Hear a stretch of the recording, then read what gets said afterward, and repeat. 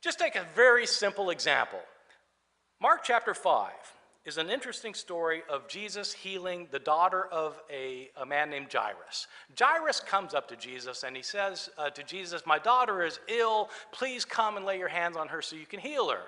And Jesus starts to go to see the girl, but he's interrupted on the way. And before he can get to the house, some servants come from the house and they tell Jairus, "Don't worry because she's dead already and there's no reason to bother the master anymore." Jesus says, "That's not a problem," and he goes to the house. She's dead now, but he raises her from the dead. Beautiful story in Mark chapter 5. Matthew also tells the story in Matthew chapter 9. But in Matthew chapter 9, when Jairus comes to Jesus, he says to him, "My daughter has just died. Can you do something?" Now, wait a second. Now, in Mark's gospel, the girl hadn't died yet. She was sick, but she died when Jesus was delayed. But in Matthew, she's dead already. Well, which is it? Now, many of you are saying, who cares? Well, it's a little detail. But why is it different? It couldn't be both. It couldn't be both. It has to be one or the other or neither. When I'm teaching my New Testament class to my students, I tell them that doing New Testament studies is kind of like doing detective work. A detective has been called on the scene of a crime, and there's a man who's dead in a pool of blood, and the detective starts looking around for little fingerprints and for a strand of hair. And a sensible person would say, "What in the world are you doing? There's a dead body here. Why are you looking for a strand of hair?" It's because a strand of hair can solve the crime. Sometimes the smallest things are what you need. Sometimes small details in the Gospels that are discrepancies show you something about the Gospels. Matthew and Mark cannot both be right about the occasion of Jairus' daughter. There are hundreds and hundreds of examples like that, many of them small, picayune, some of them rather significant. Give you some other examples. Let's think for a second about the birth of Jesus, having come through the recent Christmas holidays. The birth of Jesus is recounted in two of our Gospels, Matthew and Luke. They're both very interesting accounts. One of the most interesting things is that they are completely at odds with one another. Sometime simply read through Matthew chapters 1 and 2 and list everything that happens, and then read through Luke chapters 1 and 2 and list everything that happens and compare your lists. You don't have to take it from me or from anyone else, just do it yourself. They tell many different stories, and sometimes they tell the same story differently. In both accounts, Jesus has a genealogy. The genealogy in Luke happens to come in chapter 3 after Jesus' birth, which is a strange place for a genealogy, but that's where it is. Luke chapter 3. Read the genealogy in Luke and read the genealogy in Matthew and ask yourself, who is allegedly Jesus' father in both? Well, it's Joseph, okay? Both genealogy traces Joseph's bloodline. And so, who is Joseph's father? It's different in Matthew and Luke. Who's his grandfather? Different in Matthew and Luke. Who's his great-grandfather? Different in Matthew and Luke. The genealogies are different between Joseph all the way back to King David. And both genealogies claim to be giving the genealogy of Joseph. Why is that? Well, they probably had different sources, and they probably didn't know. They had sources that gave them genealogy. Genealogies are odds, but they can't be historically accurate because they're different. You have one father. You don't have two fathers. Well, maybe he was adopted by somebody, and so he had a stepfather. Yeah, maybe. In Matthew's gospel, Jesus is born in Bethlehem, and Herod is out to kill the child. And so Joseph flees with his family to Egypt. Well, it's an interesting story when you put it up against what happens in Luke, because in Luke's gospel, Jesus and his family Joseph and Mary come from Bethlehem to Nazareth, and they stay there until Jesus is born, and then they perform the rites of purification, and then after that, they return to Nazareth. The rites of purification took place 32 days after the birth, according to Leviticus chapter 12. And so in Luke's gospel, they return home a month after giving birth. But in Matthew's gospel, they go to Egypt. How can it be both? Well, today it could be both because you could jump on a jet plane and there'd be no problem. But if you've got to walk to Egypt, it's a long way. What are they doing in Bethlehem in the first place? It depends which gospel you read. In Luke's gospel, the reason they're in Bethlehem is because there's a tax where the entire world has to be taxed under Caesar Augustus. And so Joseph has to register for the tax in Bethlehem because even though he lives in Nazareth, his ancestor David came from Bethlehem. And so he goes to register for the tax in Bethlehem with his betrothed. She gives birth there. After she gives birth there, 32 days later, they go back. I can tell you there was no tax under Caesar Augustus that the whole world had to be taxed, and everybody returned to their ancestral home. Joseph goes to Bethlehem because David was his ancestor. David lived 1,000 years earlier than Joseph. You mean everybody in the Roman Empire, the whole world, is returning to their ancestral home from 1,000 years earlier to register for a tax? Imagine that the Canadian government, in all of its wisdom, decided to impose a new tax on you, and for this tax, you have to return to your ancestral home from 1,000 years ago. Where are you going to go? And no other source mentions this? It didn't even make the newspaper? Why does Luke have this census? Because he has to get Jesus born in Bethlehem, even though he knows that he came from Nazareth. It's a great story, but it didn't happen. There are even bigger events that didn't happen as narrated in the Gospels. And again, you can do this for yourself. Just read the texts horizontally, and you'll see what I mean. The death of Jesus. Both Mark, our earliest gospel, and John, our latest gospel, agree that Jesus died sometime during the Passover feast in Jerusalem, the annual celebration of the Passover. The Jews, of course, continue to celebrate today. Mark is quite explicit. Our first gospel is explicit. Jesus has a Passover meal with his disciples. Afterwards, he goes out and he's arrested. When Judas betrays him, he spends the night in jail, and he's put on the cross the next morning at 9 o'clock a.m., the morning after the Passover meal was eaten. John, our latest gospel, is also quite explicit. There's no word about Jesus and the disciples having a Passover meal. Jesus goes out and he's arrested. He spends the night in jail. He's put on trial, and Pontius Pilate condemns him to death afternoon, not at 9 o'clock, afternoon on the day before the Passover meal was to be eaten. John 19, verse 14 says it explicitly. Well, did he eat the Passover meal or not? In Mark, yes. In John, no.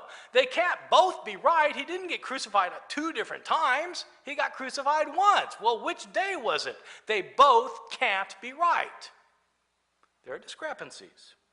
There are discrepancies in the resurrection narratives of the New Testament. I have my disciples, my disciples at Chapel Hill, do this assignment every year. Just read what Matthew, Mark, Luke, and John say about the resurrection and make a list of what each one says and compare your list. Who goes to the tomb?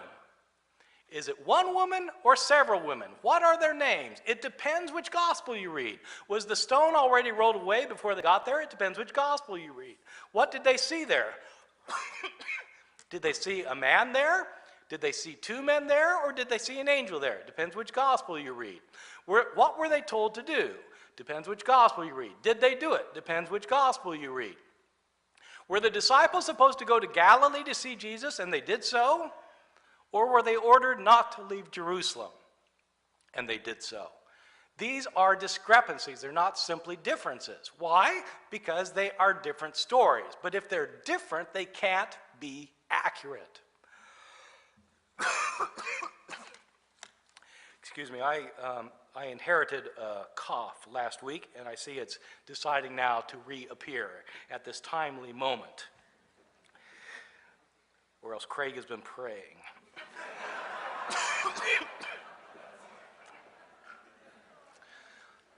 Why do you get these discrepancies?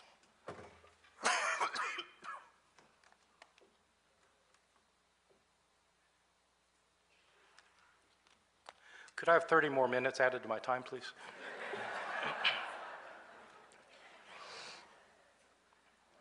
Scholars today are convinced that the reason we have discrepancies such as these is because these books were not written by eyewitnesses who accurately recorded the things that happened.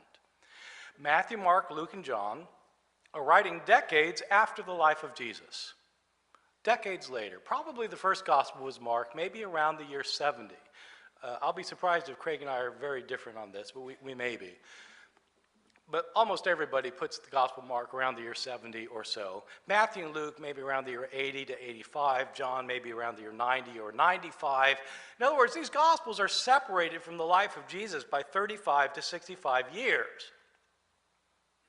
35 to 65 years. These gospel writers were not the disciples of Jesus. These gospel writers are writing in highly literate Greek. These are highly educated Greek-speaking Christians living decades later. They've heard stories about Jesus that they write down.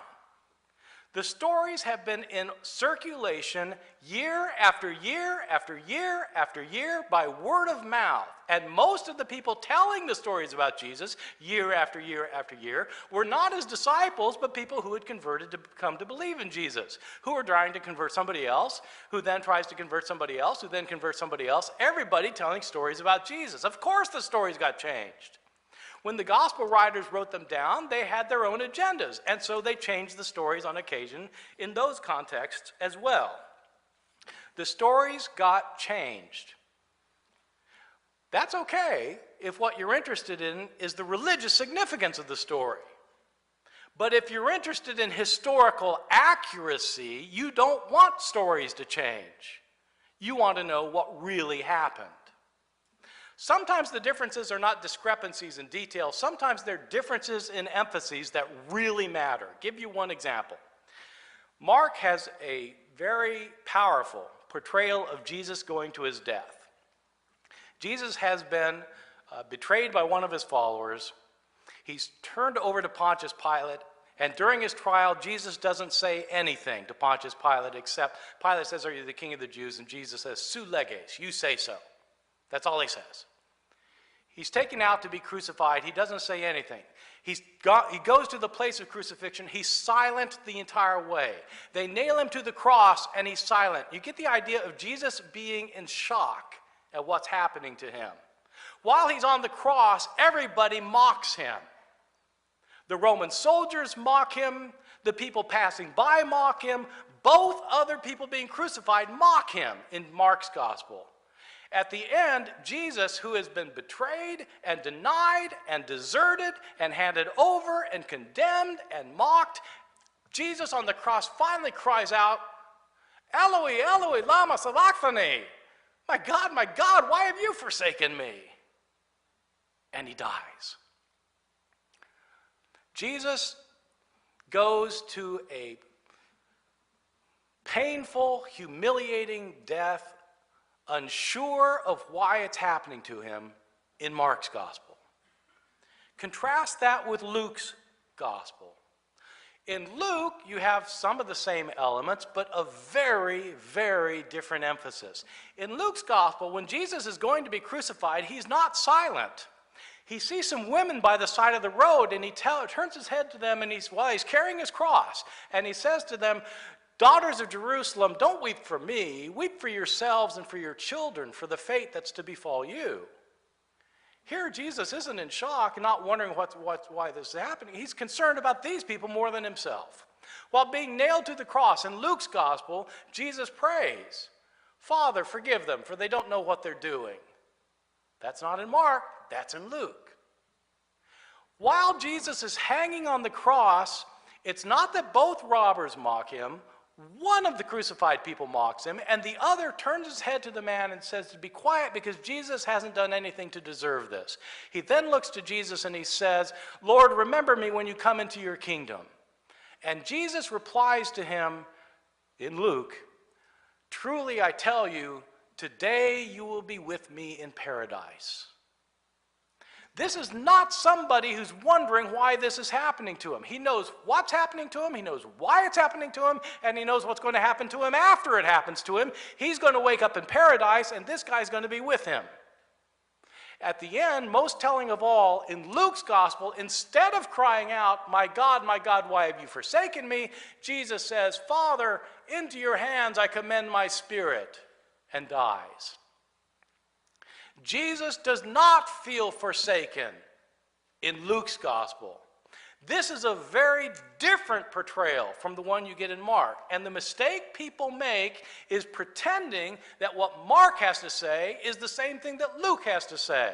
And that what Luke has to say is the same thing that Mark has to say.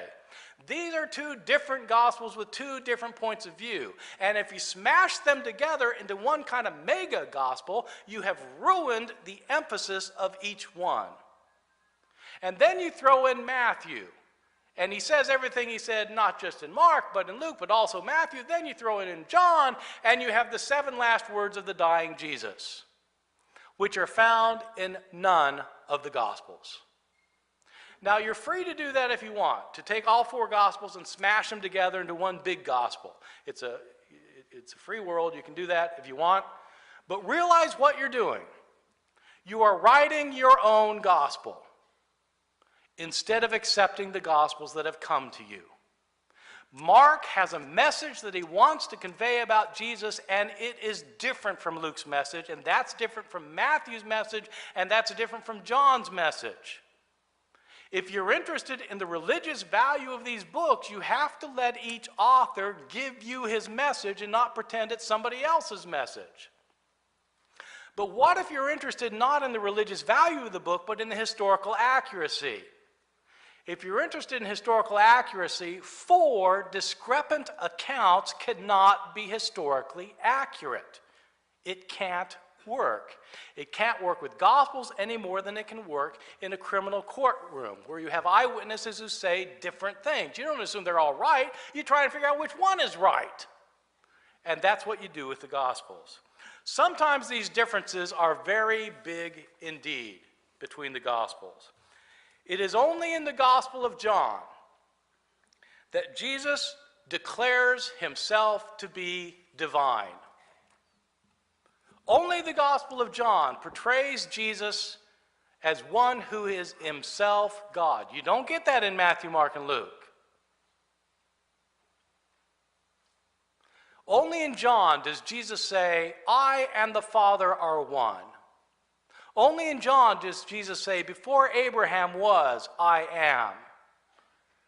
Only John says, in the beginning was the Word, and the Word was with God, and the Word was God. John is quite clear that Jesus is divine. Is that the historical Jesus, or is that a theological Jesus? I think it's perfectly fine if you want to accept that theological point of view of Jesus. But it's a different question from saying that that's historically something Jesus really said about himself. If you're interested in history, you want to know what really happened. Suppose over the next 30 years we ask 4 people to write up biographies of President Jimmy Carter.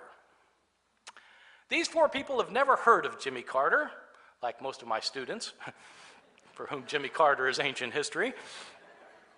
And these 4 people are not allowed to consult any written documents. They only can use oral reports that they've heard about Jimmy Carter. They can also use one another's works, though. These biographies are then produced by these 4 people who base everything on oral traditions that they've heard. They're collected and they're examined. It turns out they're all quite moving and powerful portrayals of Jimmy Carter, but in a great number of places they contradict each other. often in little ways, but sometimes in large ways, with very different portrayals of who Jimmy Carter really was. In a number of places, they contradict what historians know about the facts of history. And in other places, they make claims for Carter that are clearly historically impossible to have happened. Would you say these sources could be trusted to give you a historically accurate account? Or would you say that if you want to use these sources historically, you have to figure out where there are errors, mistakes, alterations of historical fact, contradictions, exaggerations, and biased reporting? If the latter, then you're saying that you cannot trust them as historical sources. They may contain historical information, but they're not reliable as presentations of who Jimmy Carter was. The Bible also cannot be trusted as a historical source. It may provide great literature, and you may choose to use it for your theological beliefs. You may be able to, moreover, you may be able to determine what actually happened to Jesus based on its biased reporting, but the gospel accounts themselves present non-historical views of Jesus and are not historically accurate. Thank you very much.